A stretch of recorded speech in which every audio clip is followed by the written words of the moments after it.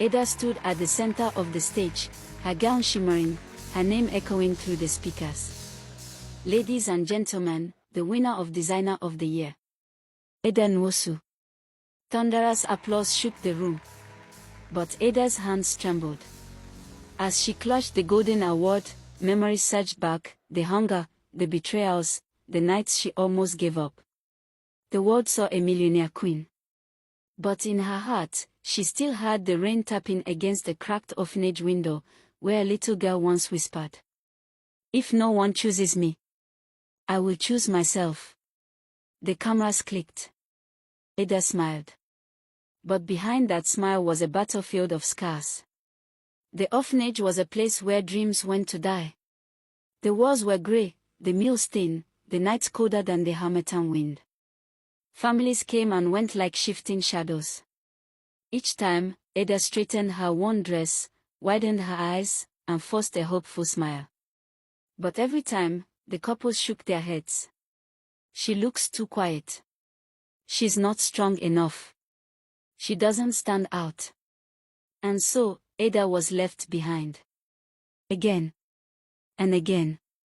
At night, she would call up by the cracked window, tracing raindrops with her finger. "Why not me?" she whispered. "Am I invisible?" Other children taunted her. "Nobody wants you, Ada. You rot here forever." But Ada clenched her fist.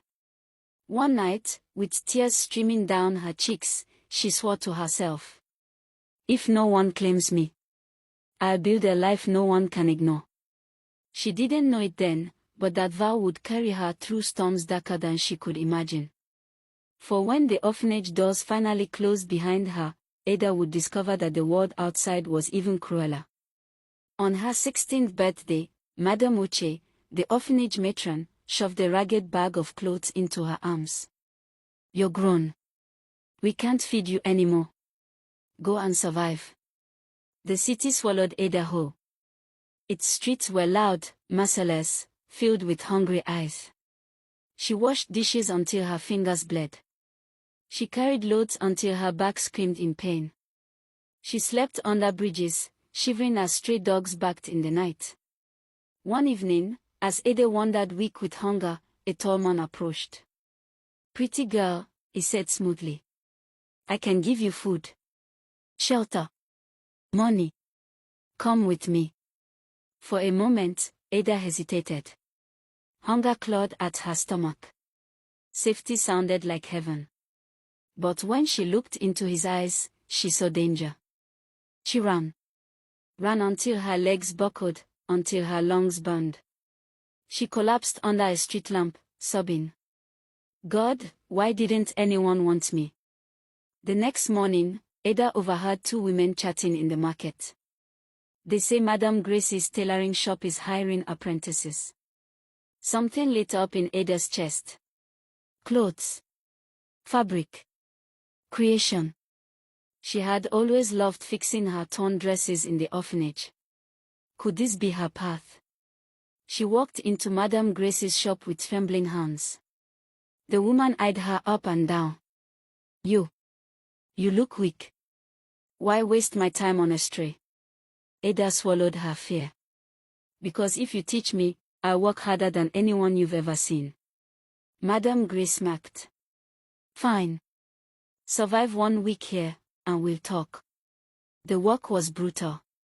Ada pricked her fingers until they bled, endured insults from older apprentices, and slept on the shop floor after everyone left. But she refused to break.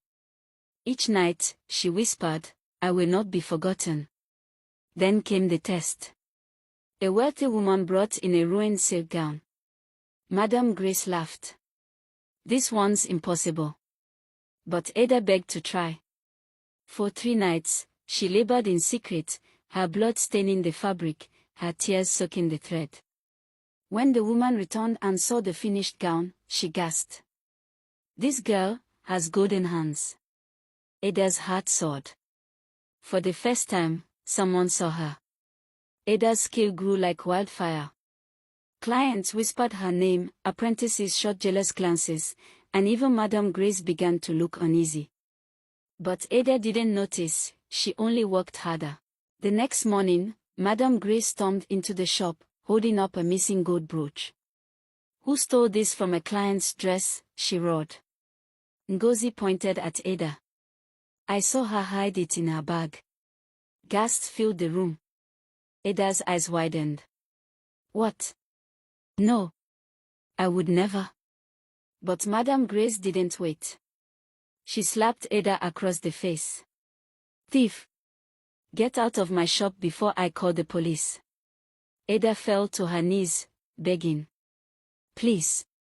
I've worked so hard. I didn't steal anything."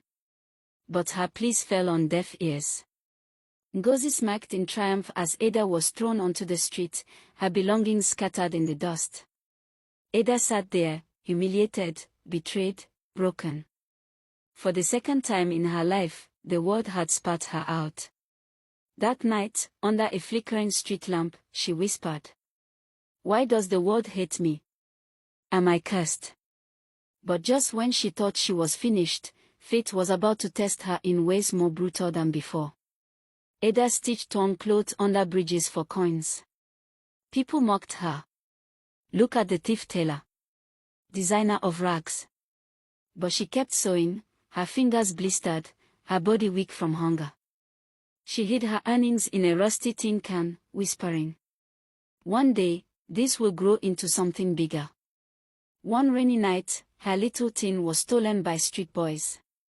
They kicked her aside, laughing. Ada crawled to a corner, clutching her chest, sobbing. The tin had been her only hope. For the first time, she thought of giving up completely. She stood at the edge of a bridge, staring at the dark waters below. "No one will miss me if I disappear." Wait, before I reveal what happened next, ask yourself, if you were Ada, what would you do? While you decide, go ahead and subscribe so you don't miss stories like this again. Her feet inched forward, until a voice pierced the rain. "Girl! What are you doing there?" An old food seller rushed over, pulling her back. "You think ending it will solve your pain? No. Live. Fight. Your story isn't over." Ada collapsed in the woman's arms, crying uncontrollably. That night, the woman gave her warm food and a place to sleep. It was the smallest kindness, but it reignited Ada's fire. And soon after, destiny itself would knock on her door, wearing a silk gown. Ada sat by the roadside, sewing with nothing but a needle and determination. One day, an elegant woman stopped, watching her walk. She was tall, commanding, draped in jewels. "Who sewed this?" she asked, holding up a dress Ada had mended. Ada stood nervously. I did, Ma." The woman's sharp eyes softened. She handed Ada a card. "My name is Madame Olake. I run the biggest fashion house in this city. Sew me a dress in 3 days. Impress me, or disappear." Ada's heart pounded. She had no machine, no proper fabric, only her hands. For 3 sleepless nights, she worked by candlelight. Her fingers bled, her eyes burned, but she didn't stop. "This is my chance. My only chance."